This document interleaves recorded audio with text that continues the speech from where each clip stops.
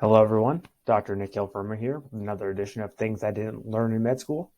I want to welcome everyone to 2023. I know the last time I left everyone off, I was taking some time for myself, which was much well needed, and it was a good time to reflect. And one of the things I was reflecting heavily on was this concept of things that I've probably got wrong in 2022. Um, and how I plan on changing that for 2023. Um, One of the big things I was thinking about, and this was brought to light to me from colleagues and doing some reading and some other podcasts I've been listening to, that we are so wrong so often, and we get in our own way, not even realizing what we're wrong about. And how this ties back into things I didn't learn in med school is when we're in med school, when we're in residency, when we're in fellowship, we believe so heavily on our mentors and our teachers about everything that they say is 100% accurate, which may be true in that time frame. It might be, but my training is vastly different than someone that trained over in India or someone that trained over even across the United States. If I did my residency training in New York, someone that did their residency training in Utah. Our training would be significantly different for many reasons. That doesn't mean either one's right or wrong, but what it comes back to, ironically, is one of my fellowship director's favorite comments is it's all dogma. Dogma is this belief system that we have about everything and how the world works, and it's based off of what's indoctrinated to us from generations before. And that's not necessarily a bad thing. But what it should challenge us to do is to look into ourselves and try to figure out what we're getting wrong or what can change. Um, Andrew Huberman was discussing on his podcast how mentors, well, he wasn't discussing specifically. He was actually talking about Robert Greene, who wrote the book 48 Laws of Power, which I read, did not love that book, but it was a very eye-opening book. The Art of Seduction, a book that I have never read, heard good things. And then the other book that he read that I really, really loved was Mastery. His other two books, I think the 49th Law and the 50th Law, two books I haven't read either, but Mastery, anyways, fantastic book. And one of the parts of that book is talking about how to establish mentorship and how to find mentors. But he stresses in that book is mentors are always supposed to be in your life for a short amount of time. And then you either transgress, go above the mentor, and they did their job successfully to guide you into a pathway. Or, you can continue to follow all their dogma and teachings and continue that on, which is not necessarily a bad thing. You just keep expanding on their ideas. So either way, I think you are expanding on your own knowledge. So if you think about it this way, give me one second. If we can continue to expand and move forward with our own knowledge, in that idea of a mentor is supposed to guide you through the forest, and at a certain point they stop. Now you go on by yourself, and now you need to start developing your own ideas and developing your own thoughts.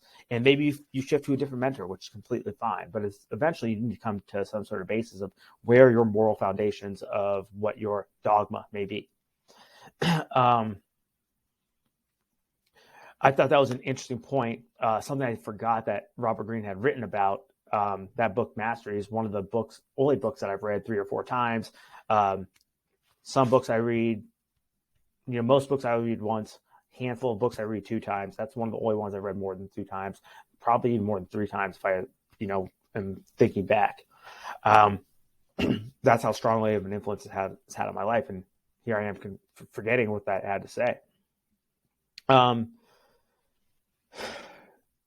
this is some of the stuff I'll think about during my reflection time over the past few weeks. And just even thinking about, 10 years ago, I, for example, would think that, drinking apple cider vinegar would help with my inflammation and help with this and help with that and clear my skin and all this stuff.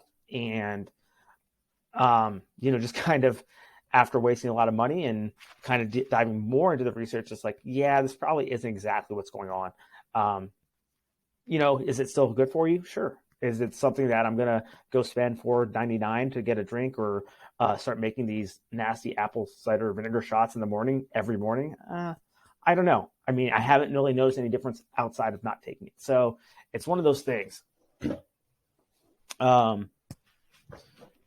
That's something I believed heavily in 10 years ago.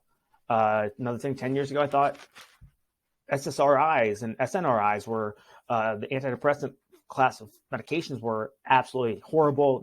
No one should ever take them.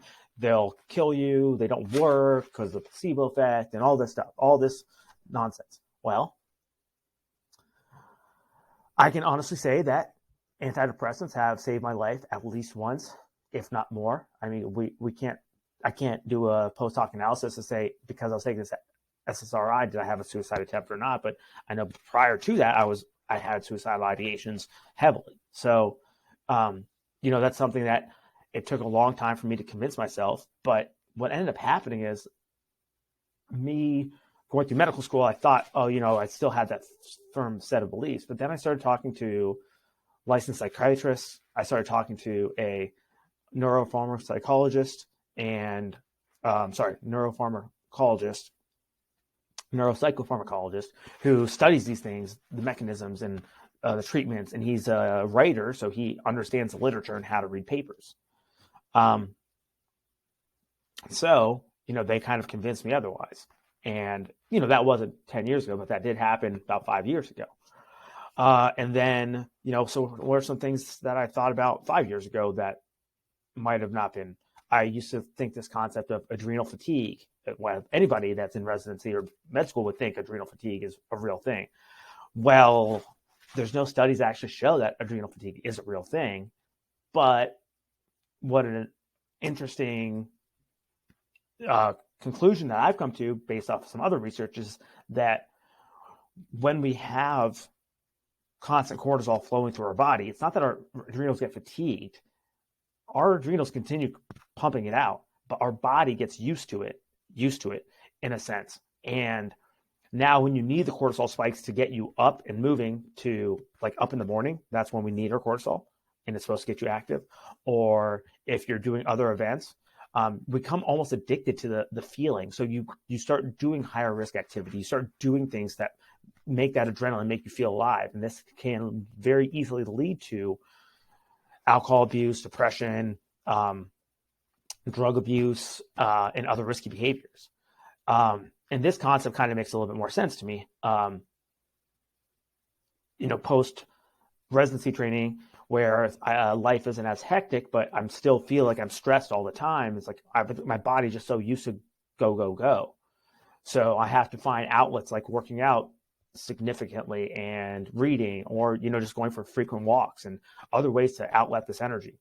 And this is where the concept of meditation and working out in itself and cold baths, cold plunges, and these stressors on our body that can help us regulate and help us understand how our bodies are interpreting this not stressful situation that feels like it's stressful.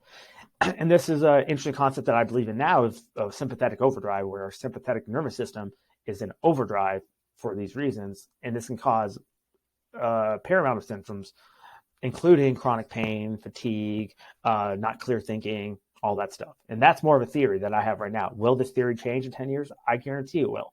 I think that's what I'm trying to get at. And we'll just even give an example of 1 year ago. I thought I was pretty confident of sifting through data and understanding points, and I thought I could read a research paper. And then I started talking to some buddies and some people that are doing these things lifelong. And then I started realizing, like, no, I'm not good at reading studies.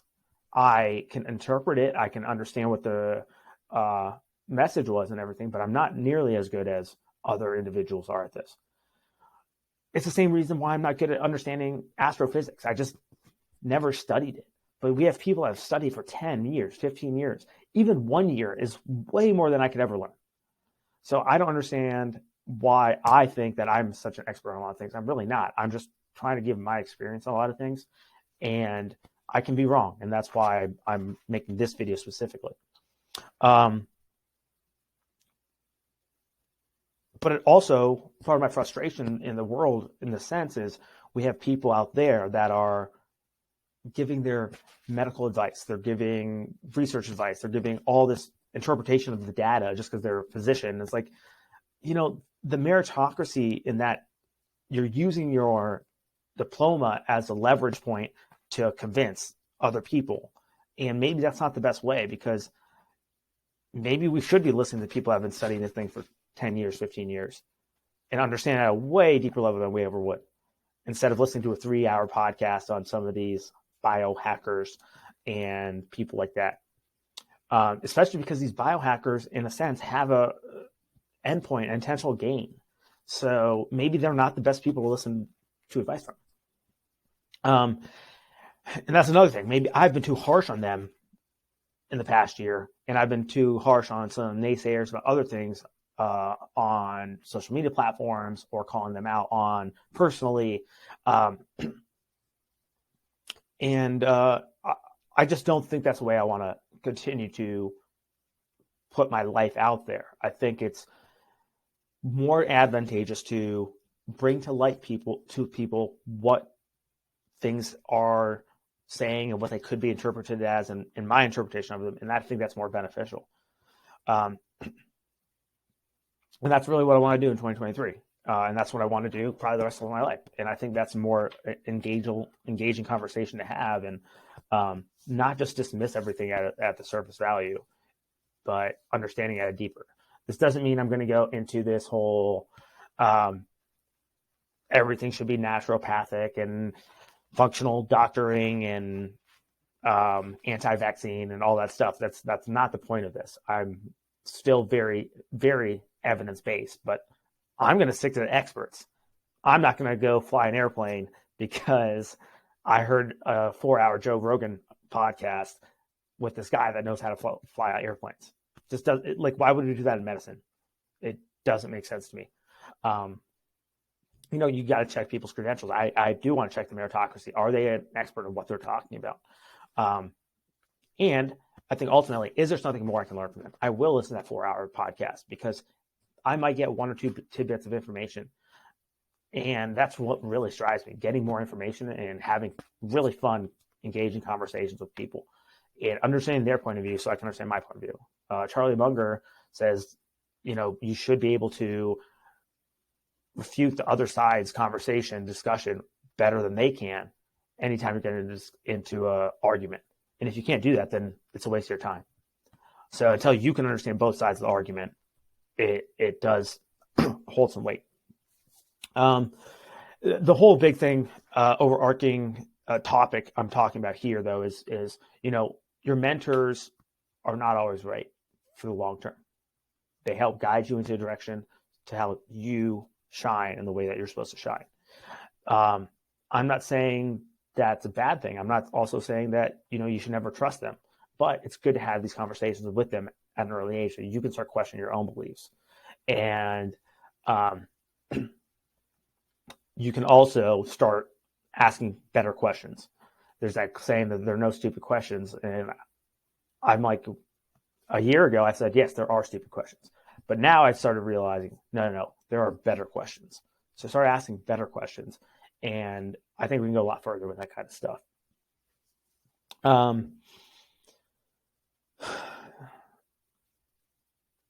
The other point is like, you should question your own beliefs. You should audit your own life. And you should ask yourself, what was I wrong about 10 years ago that I've changed my mind about today? What was I wrong about 5 years ago that I changed my mind about today? Once you start thinking about these things, you can kind of see some patterns. And it tends to be a pattern that I realize that I tend to be the problem and it's not the other people. So I try to reflect on myself of how I can make this better. So anyways, I hope you guys are having a great start to 2023. I'm looking forward to connecting with a lot of people. I've gotten a lot of feedback. I have personally been plans for 2023 and try to continue to grow the practice, which has been fantastic. A lot more residents and fellows have been reaching out to me. I'm happy to talk to you guys. Send me a message on Instagram, LinkedIn, Twitter, and I'm happy to connect with you, give you some of my time, and give you some of my thoughts and I'll give you my honest opinion of why I think starting your own practice has its benefits. And I'll also give you the honest opinion of why, if I were to start this again, I probably wouldn't start the way I did, but I am happy where I'm at. So, we can kind of leave it at that, and feel free to reach out. Hit the subscribe button. Please share this video with anyone that you think might find it interesting, and we'll talk to you soon. Take care.